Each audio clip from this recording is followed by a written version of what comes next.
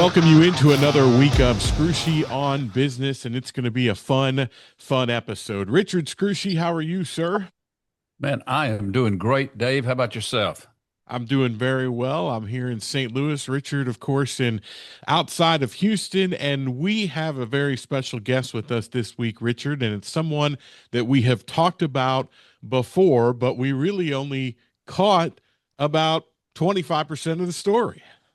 I'm so glad that that Billy called me, and we did talk about his product, Simple Scrub. We had a lot of people that were interested in that, but today we've actually got the guy who was the visionary, the entrepreneur, the guy the inventor. I mean, this is now we're talking big time. We've got the real man here, and so we in one and just real quick, in the past we talked about idea to validation. And we talked about, understanding what the minimum viable product was and making sure that there was a market out there and, how much and how big and all of these kind of things. Is this a national company, a regional company, a local company? Well, today we've got a guy that, on here who has done some incredible things. And again, what I like about Billy and what we're going to talk about here is this is what happens all the time, but people don't go and pursue the ideas that they have. When they have this great idea, they wait 20 years and then they see it, somebody else did it, and they're like, man, I had that idea 20 years ago, I should have done that. Well, Billy went and did it, and he's going to tell us all about it today. And I hope that he will inspire other people out there that have great ideas that are sitting on them and are not doing anything. And he's going to tell you how he bootstrapped the company, where he got the idea, and the successes that he had. So this is an incredible story. Y'all stay tuned. If you're watching this right now, you're going to want to hear what Billy Manovich has to say. So Billy, I think Dave would just let Billy tell us how it all got started and kind of what he was doing when he came up with the idea and had the vision. It's such a fun story, and we played a little bit of the episode on television as well. But Bill, welcome to Scrushy on Business. Thank you very much for joining us, and jump right in. Tell us your background and everything that sort of led up to the point of Simple Scrub. Heck yeah. Thank you so much for having me. And that's the reason why I do like sharing the stories, that I hope that I inspire someone to seek that which God has put within them, these ideas, because everybody has them, but nobody ever moves on them. What I have found is if people would just step into those ideas and face those fears, whether it's the fear of success or the fear of failure, you'll find that God's actually pulling for you. Things will start coming together for me I had no excuse for. Will you acquire wealth? I'll probably say, yeah, because you're chasing after your dream, but I don't think God really cares about that part. I think he's more concerned with taking you on that tour with him, that process. And in that process, you learn who you are to him, he is to you, and it's nothing short of amazing. I think you're supposed to be a blessing to those around you with your blessings that you've received from all of this. But the story, it's a pretty funny story. So I walk into my grandparents' house, David, to go use the restroom. And I walk into the bathroom, and there's my grandmother. She's about 85-year-old lady. She's a big girl. She's wearing a muumuu dress, and she's facing away from me as I walk in. And she's standing on washcloths. And she has a house broom, and she's scrubbing that old scum line and twisting her feet at the same time. I thought she was doing some kind of a dance. I looked at her. I said, "What the heck are you doing, Grandma?" She looked at me and she said, "Billy, when I get down, I can't get back up again." And I was like, "Oh, no." And as my wheels were turning, I was thinking, what can I do to help this lady? This is my grandmother, right? That exact moment, I couldn't breathe. And I look at her, her eyes are bloodshot red and watery. I said, is that bleach? She said, "Oh, yeah, broom doesn't work very good." I said, "All right, that's it. Out you go." And she said, "Wow, I do this all the time." And I looked at my grandmother and I lied to her. I said, "I'm going to go get you a tub scrubber." And here's the bad part. I've never seen one before in my life. And so me and my infinite wisdom, I get in my car, I go over to HEB, Kroger's, Lowe's, Home Depot. I'm in Bed Bath & Beyond. There's a little handheld device everybody gets on their hands and knees to clean that scum line Oh in their yeah. bathtub and shower. And I said, well, this defeats the whole purpose. So I threw that back on the shelf. So I went back to Lowe's and I bought some sticks and I bought some tubing and some different brushes and all kinds, trying to figure out some kind of a device I can make and trick her, right? I ended up throwing all that stuff into the garbage, right? So I prayed about it, went to bed. About 3 o'clock in the morning, I see this pole coming down into a bathtub, and it has a bend in it. and it's swiveling around this scum line. I go, that's it. So I get up and I draw this thing. And of course, I wake up around 7 or 8 in the morning and I'm looking at my drawing. I'm going, what the heck is this? I could, so I ended up throwing that in the garbage.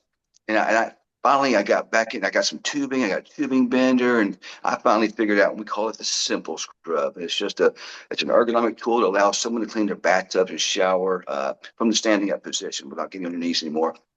And we created a bunch of other attachments. Like you can do your bathtub, you can do your shower, you can do your windows, you can do your mirrors, you can do your baseboards, you can wash your truck, you can swimming pool tiles. It's very sturdy tool. It's made out of aluminum and it's powder coated, not paint. Your grandchildren will be throwing this thing away. So I gave that to her. I said, I hope this makes your life easier. And I said, then I started thinking, who could benefit from something like this? I said, I know hotels. They clean upwards of 30 bathtubs and showers a day. So I made 8 or 9 of them. Went to the Hilton, Hyatt, Doubletree, Wyndham, Marriott, and I sold like 750 units at about $50 a unit. So I knew right then I had something. I said, but how do you get this idea out there? Then I started thinking Amazon. So I made, I think, 500 of them. And I've got them in the boxes. I'm in my truck and I'm driving down 528 in Friendswood. I'm excited because I got my own business now, right? I've never had a business before. And I'm looking at my window, my boxes are flying out the back of my truck. I'm going, oh no. I get off the freeway. I pick up my box and put it back in my truck. I get them to the UPS store and they finally got them loaded. So they give me a seller app on Amazon. So you see the movement of your products on Amazon from your phone. I guess about a week and a half later, I look at the app and I had 0 in stock. I was like, give it what happened to them. I thought maybe they got lost because that's one of the stipulations. If they lose your product, they whatever, they buy them. I slid the little bar over and they were all sold out in a week and a half. So then I said, okay, I've definitely got something. And about that time, I get a phone call from a gentleman from HD Supply. He's one of the regional managers. He gives me a call. He says, Mr. Manovich. I said, yes, sir. Who's this? He said, Brock Hamrick. He says, did you just sell 150 units of what you call a simple scrub to a Marriott property? I said, yes, sir, I did. He says, was there any relationships there? I said, no, I didn't know anyone. He says, did they have an account with you? I said, no, sir. He said, well, I'm impressed. Would you be interested in going through distribution? HD Supply is Home Depot. They have 1,500 sales reps across the country. They got contracts with all the hotels, right? He says, send all your information over to this lady in Atlanta. She'll get you set up. So I sent my pricing, part number, description, all that stuff to Atlanta. He gives me a call back about a week and a half later. He said, we got you set up. He says, I'm not putting it in an inventory, but what I want you to do is have my sales reps are going to reach out to you and then work with those guys to see if we can sell them for you. Okay, fair enough. Monday morning rolls around, we go live, and I think just from his website, I got like 250 orders. He calls me up. He says, man, did you see all those orders? I said, yes, sir, I did. He said, did you notice there was a whole bunch coming out of California? Never mind. He goes, can we go to lunch? I go, absolutely. So we go sit down at lunch a few days later. And he explains to me there was a housekeeper who stepped on the side of the bathtub and she slipped and fell. And I guess she hit her chin on the far side of the bathtub. And long story short, OSHA has stepped in and mandated they can't get on their hands and knees anymore. They have to find some ergonomic tool to do this task. They can't get in it. He said, man, basically, you're it. He slides this stack of paper across the desk or table to a report. And I'm thumbing through it, David, and it's like, I got to the last page. I go, $40 million. I go, I'm one guy making these things. There's no way I can do this kind of a volume. It's just, we'll work with you. Just bear in mind, we'll figure this out. I go, all right. So about that time, COVID hits, and then all the hotels all shut down. Kind of slowed us down, but we're back up and running. They go all over the country every single day. Hotels, hospitals, restaurants, gyms, even military stuff. We see them from all over the country. Back to Amazon, or back to the contest. So I go live on television, and I present this contest to these three panels. Billy, now are we getting ready to lead into Home Shopping Network? Yes, sir. We got to hear that whole story. That was an incredible story. So, all right, go ahead. So I entered this contest on Home Shopping Network, QVC. It's just a magazine sitting on the table of the house, and I pick it up. I'm like, what have I got to lose? I'm some knucklehead making a tub scrubber in my garage, right? So I entered the contest. Didn't think I was going to hear back. There out of thousands of people across the country, Richard. And I get a phone call, said, hey, you've been chosen. And I said, really? I was kind of taken back. I said, okay. So out of thousands of people, they narrow it down to 75 inventors. And those 75 go to St. Petersburg, Florida. And you present your product to these three panels of about 20 people. And then they narrow it down to 10. And those 10 folks get to go on national television, right? Uh, so I did that. And I guess a couple of days later, they called me and said, man, you didn't make it. I'm so sorry. You were literally number 11. I go, well, I did the best I can. That's all I can do. So a few days later, I get another phone call. I said, hey, you know what? What you didn't realize was the president of Home Chef UPC was actually on one of those panels. He said, I don't care. I like the guy. I like his story. The product solves a problem. That's exactly what we're looking for. Make it happen. So Bill Brand, president, calls me. They call it. He says, they presented me with what's called the president's pick. They've never done that before. It was a brand new deal they did for me and me only. And he came on live television. I think it was like 6 or 7 in the morning on a Tuesday morning. I was thinking I wasn't going to sell anything. Went on live. I was the last inventor to go on. Within 3 or 4 minutes of that on live television segment, I sold out, completely sold out. So thank God, because I was getting really nervous and starting to sweat as I was on television, because I've never done this before. I have a new respect for people who, pitch stuff on television. It's very stressful. But he goes, do you know what your DPM? I was the only one sold out. He goes, do you know what your DPMs were? I said, I'm sorry, Bill, I don't know what DPMs are. He says, things sold on television are sold in dollars per minute. He says, you're about 30,000 a minute. I go, is that good, bad? Or pretty good. I said, do I get to come back? He said, oh yeah. So, and then they had 8 18-wheelers backed up in my buddy's dock at his warehouse. I had to move out of my garage over into a friend of mine's warehouse. And we had several guys helping us put together. So we went live there and sold out a few times, and ever since then I've just been moving these things on Amazon. I've Did you got say, Billy, did you say y'all sold 18, eight 18-wheelers, 8 18-wheelers, 18 18-wheeler loads of this eight, product? eight truckloads. Oh, 8 truckloads. Yeah, they're 18-wheelers. And so Wow. from there, I started getting more distribution. Like Ferguson facility, they're a very large player in the San Jan world. Obviously, Home Depot or HD Supply. Plus, we got Granger, who stocks them or sells them for us as well. And obviously, I got Shopify through my website. So these things go all over the country every single day. And what I tell them, Have you got one of those right there? You can show us. I do. So heck yeah. So. Yeah, show it to us and let people see and tell us all about it, because this is important. And then finish up with what you're saying. So it's a aluminum pole, and it's powder coated, so it's not going to rust. It can't rust, and it's virtually indestructible. You're not going to break it. Like I said, your grandkids are going to be throwing it away. It's got a slight bend in it, so you can go around the scum line without ever hitting the sides.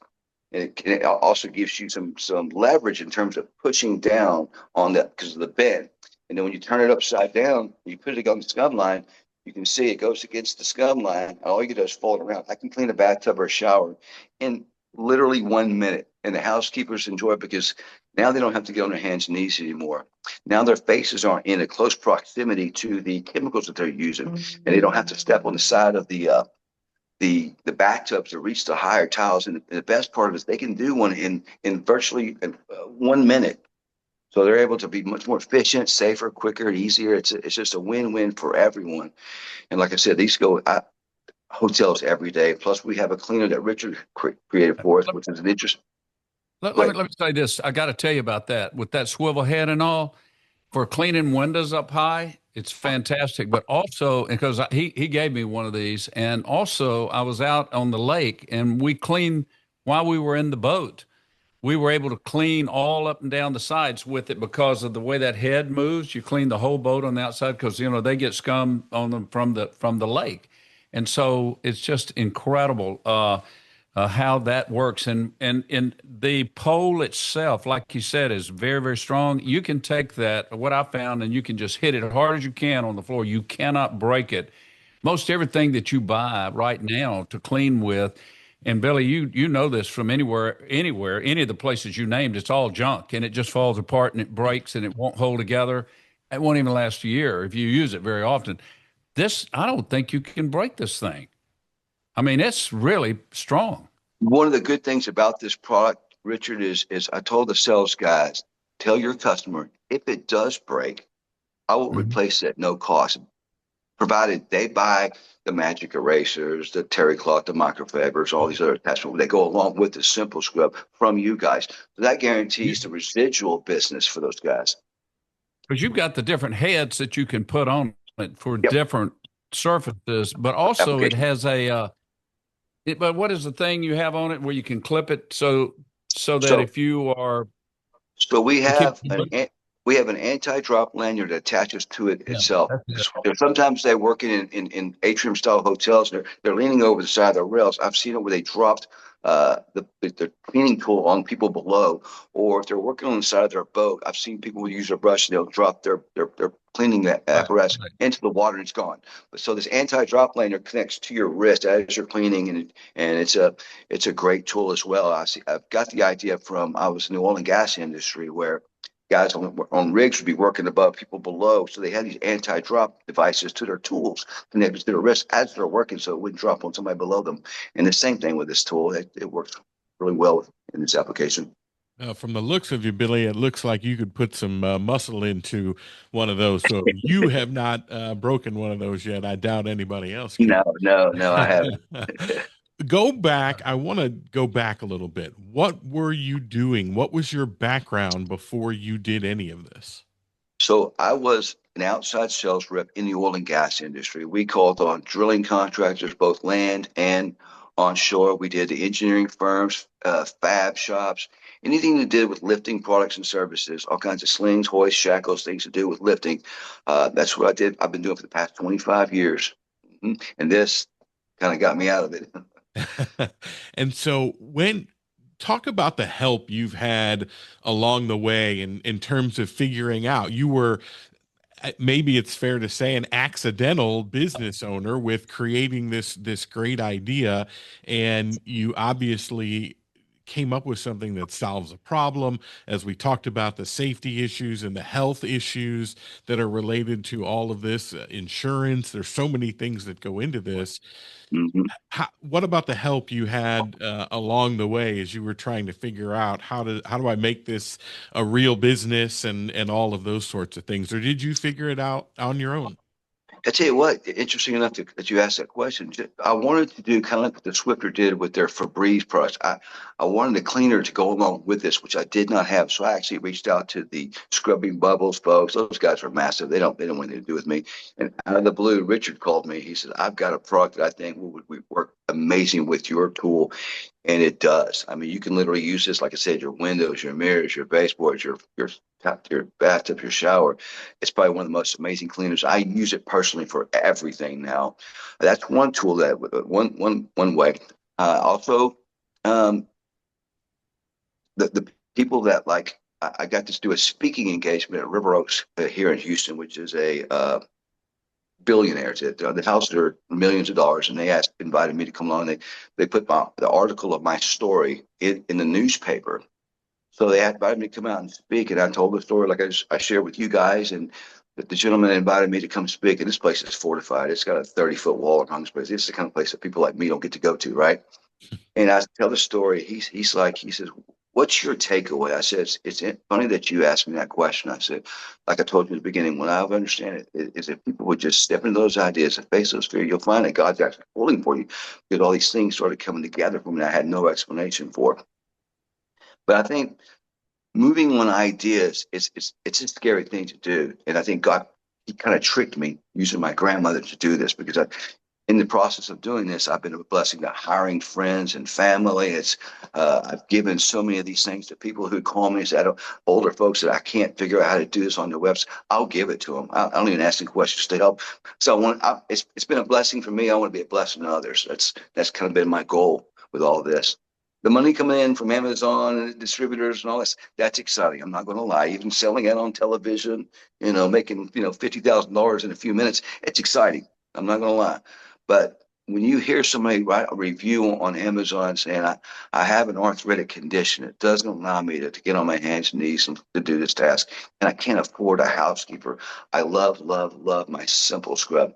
I started getting chills. Somebody that I don't know, I've never met, never will meet. I made her life a little bit easier, gave her back a freedom that an illness took away from her. that's to me is as exciting as anything. And talk about the Wow. volume now that you're working on. And are you still making them yourself? Oh yeah, yes. No, I'm not. I've got guys here in Houston that make them. Yeah, they go all over the country every day, David. Like I said, we see orders from hotels direct from Hilton, Hyatt, DoubleTree, Marriott, and we also get direct orders or stocking orders from Home Depot for their DCs around the country. We're not in any stores yet, but that is the next phase of this. There's a process. When you have a product, you have to go through the steps. It's not an easy thing to do. I'm not gonna lie to. It's been stressful. It's been fun. I've been thrown out of housekeeping companies trying to sell it. But it's a fun journey, exciting and stressful at the same time. I got a funny story. So I walk into a big housekeeping company in the Woodlands, and I walk into the head of housekeeping. And I said, "I've got this product that's going to make your housekeepers' lives much quicker, safer, and easier. I'm not interested." I go, "Beg your pardon?" I go, "I'm going to give them to y'all." She said, "I'm not interested." I go, "It makes their job quicker, safer." She said, "I don't care. I don't want it." I said, "Oh, fair enough. I'm sorry I bothered you." So I walked back to the front door, and there was a little lady from England sitting there, the receptionist.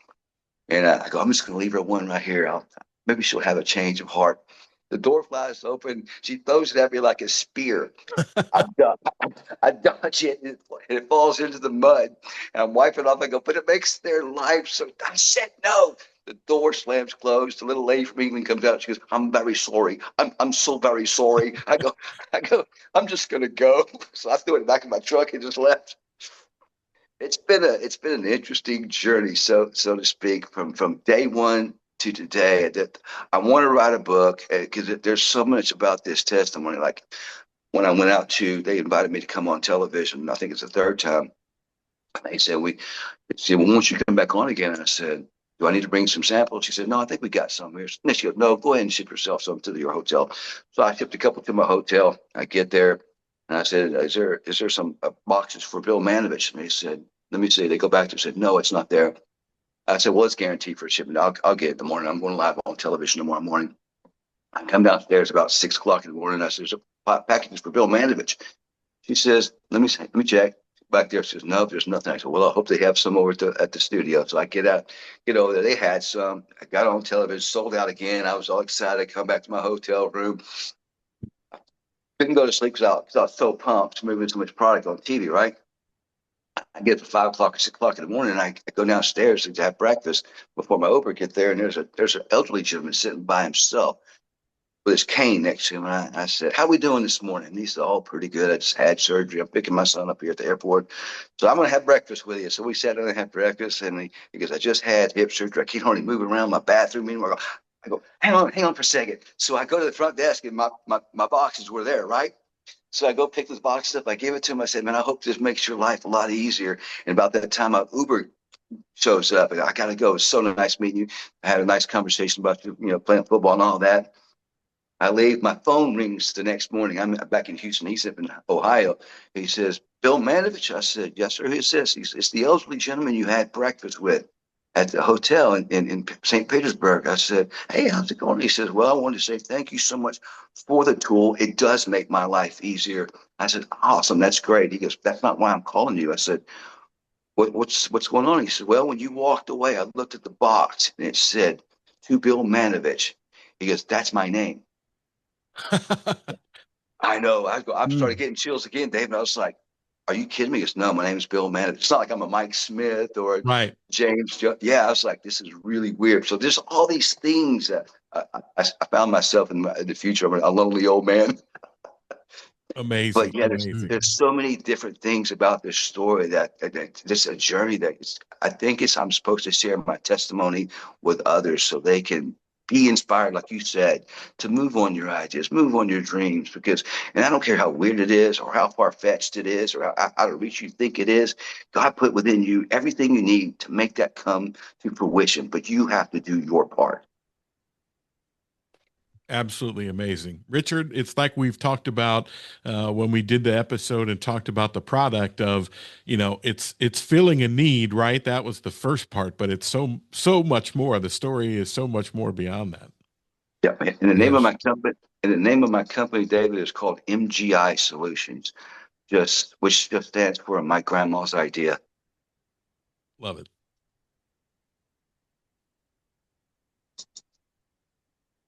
Richard, do you want to? You were having a connection problem earlier, but I think we're back with Yeah. us. Yeah, it's been kind of weak today. I don't know. Sometimes the power kind of goes up and down out here where I live out here in the country, and when it does, it affects the Wi-Fi. It's amazing, how they now are playing with the energy, the power companies. But Bill, Billy, I'm glad you came on, and we talked about your product and in the past, and we had really impressed with what you've accomplished and how you saw the opportunity. And I really what the thing that excites me is, again, you're an inspiration to so many others, and this show is really all about inspiring entrepreneurs to go ahead and step out. You stepped out. Now you funded this yourself too, didn't you? I did. So what we call bootstrapping. Now there was some point you did bring in another partner or an I investor. Is that right? Yeah, yeah. So we had to get some serious inventory levels going. So I brought my best friend, my fraternity brother, Dennis. He's all wrapped up in one. Mike Smith. He helps me. He helped me in the very beginning get all this together. And our first big order, we had our sons, our wives, and Mike, and putting these things together just to get that first order out the door for Home Shopping and QVC. Yeah, he's been instrumental in terms of how helping me with managing the Amazon store, doing purchasing for us. Again, he's a dentist, so he's pretty booked up with all that. But yeah, he's been instrumental in terms of keep helping me with this, also adding support, wherever I needed it. So that's part of what we talk about, Dave, on this is that you start out, you bootstrap, then that's phase one or as milestone one, and once he proved his product, once he had this, he had distribution, he's selling product, he's got income, and then it had to go to the next level. He brought in a partner, which allowed him to increase inventory, sales more, and that was necessary. So. But you did it without venture capital, no institutional investments. And so, as you now look at this, do you see an exit strategy, or do you see yourself just continuing to do this and build these and make these and sell them? Do you see you owning it forever? Is there an exit strategy where you might would sell this product to a larger company at some point? Great question. So Mike and I put our heads together. We want to re-engineer the tool for a whole different way of doing it. And the way we're going to do it is it's going to be, I think it's going to revolutionize the whole cleaning industry. With one wand, you'll be able to do literally everything. Okay.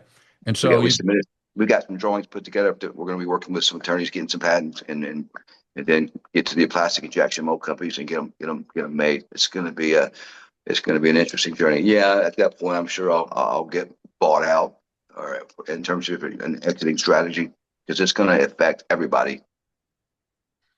do you see yourself raising additional capital, maybe to go into a mass production facility where you actually, you have a larger facility, more people, a production line, assembly line, if you will? Do you see that? Is 100%. that, and of course, that's all driven by sales, I'm sure. Yes, 100%. That's the goal. That's the goal. Wow. Mhm. Boy, this is good stuff. Really good stuff, Dave. This is what we've been needing. And we've had some interesting people on, a lot of service. We had Cody Nicholson talking about the trailer park business, which he was very successful in, and Hunter Card talking about the service business, working with Montgomery Ward on a collections basis, and then building his legal business and selling that, and then he ended up with a biologics, or with a service healthcare business. And then we had our friend Lamont Westone talking about how he started out in a fence company, putting in fences, and then he ended up with a biologics company. And he was looking at that residual revenue. And I think probably, looking at this, Dave, you got a little bit of all of that in here. You've got residual revenue with hotel chains and with other types of businesses where they need this type of a product, continuing to buy as they expand. But the problem that Billy has is this is such a dang good product, they don't ever break. They don't need And once you replacement. get one, you don't need another one. Well, I mean that. I, I I kind mean, of I kind of compare myself to the razor blade guys. I mean, once you buy the razor, there you it's the go. blades. It's the blades. They don't really care about the razor itself. It's those blades. They're inexpensive. I've got a deluxe kit that has all these every one of our attachments from a terry cloth to microfiber, red, blue, white, depending on what kind of surface you're cleaning. Terry cloth to microfibers. It's the same kind of a business model, so to speak. We do all the uh, same thing those guys do. I just about will give that wand away just for that residual business. Hmm. It's that good. And then selling the cleaner with it as well. Yes, sir. Because once you start using that cleaner, you won't use any other. So there again, that's residual sales and repeat sales with the same customers, and that's great because once they get that wand, they're going to want that attach. They're going to keep wanting to use those different surface attachments you have to clean different surfaces and whatnot. And that is really, he gave me one of those, Dave, and that is a neat package of all the different things that he provides to connect to the actual wand, if you will. Or it's really impressive what he's put together, and you've got great products there. Yeah, and once you use it on your just use it just this bathtub or shower. Once you use it, you're not going to get back on your hands and knees ever again. You will go to Amazon or you will go to my website. You'll buy the attachments because it's just so much quicker, safer, and easier. It's a no-brainer. What's the Yeah, really. easiest way, Bill, before we forget, let's tell people where they can purchase the Simple Scrub. What's the easiest place to do it? Is that Amazon or direct from your website? Either way, thissimplescrub.com. And we also have what's called a shorty, David, that we created for like some of these hotels are getting away from bathtubs.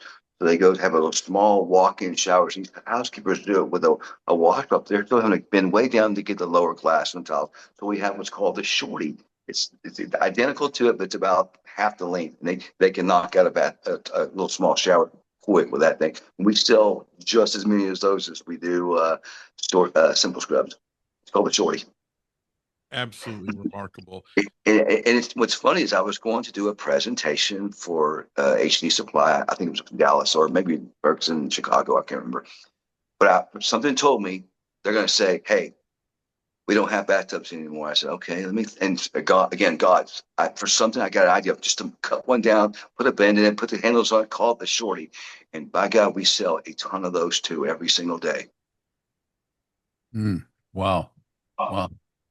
Well, it's impressive, and I really appreciate you being on and as a guest. And info at scrushy.business.com. We'd love to get questions from our viewers, and and again, we may have to get Billy to come back on at some point and talk some more. But I really appreciate it, you being here. And if we get questions, Billy, we may just give you a call and get some answers so that we can respond to our listeners. But I think you are the perfect example of a guy that saw an opportunity to make a product, made the product, saw it through, funded it from a bootstrap position, put your own money in it, built it up to a level to where you had enough sales and enough expansion to where you did have to bring in a partner.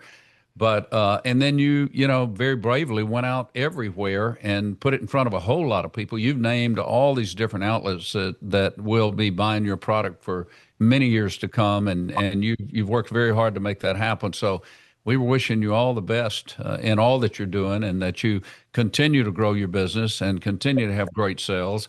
Uh, do you see yourself going international at any point here? So we have been reached out to from like uh, Dubai, Emerald Emirates. Mhm. They asked because there are a lot of hotels out there. We've got some guys that were distributors out there that have reached out to us, and we had at least documents we had to fill out and get them done before we can ever ship over there. So we have considered. I've had some calls out of I believe it was Australia as well. So yeah, I'll ship anywhere. I can Do do you FOB. Do you see yourself licensing the product maybe to a distributor in another country or another part of the world? I have no problem with that. I just want to sell product. Yeah. And then I guess the question is, would you get a world patent so that, I mean, I'm sure there will be knockoffs at some point. Hmm. Yeah, I don't know. Once you get, because China And can knock off anything, and there's nothing you can do about it. They make Rolex watches and Louis Vuitton bags, and they can knock off anything. And it's legally, you really can't do anything about it. They're a communist country. So if that happens, it happens. yep, yep. Great story. Great Yeah. story. Fantastic, Bill. Thank you so much for coming on and sharing the story. Because as we said, we covered it from the product side and the story, which is remarkable. But it was great to hear the whole story. And best of luck to you and the company as you continue to grow. And we'll be watching. Thank you so much for having me. I appreciate it, guys. We appreciate it. That is going to do it for this week's edition of Scrushy on Business. If you're watching us on YouTube, please hit that like button, subscribe to the channel as well. We'll have more great interviews and share more great stories like Bill has with Simple Scrub. And as always, Richard will give you the very last word. Next week, we're going to dig back into the things that the entrepreneur needs to know, the person starting the business, or if you've already started your business, some things that you might want to be interested in. We're going to talk about smart networking. We want to talk about your digital presence. We want to talk about your company culture. We want to talk about scaling smart, and then even managing remote teams. These are things that I think are important for any guy or any girl that is out there trying to start a new business or has started a new business. And it's some of the things that I think, Billy, at some point, as you grow your business and expand worldwide, these are some of the things that interest you. And you're already on a track right now, moving in many of these areas. But thanks, Billy, for coming on. We want to have you again someday. You've been a great guest. We thank all of you out there that are watching our show. Send us the questions at info@scrushionbusiness.com. And always remember, follow that dream, because you too can do what Billy Manovich is doing, and you can build your own business if you have the vision and you have the dream. We will see you next week on the next edition of Scrushy on Business. Thanks so much for joining us. Thanks, guys. Bye.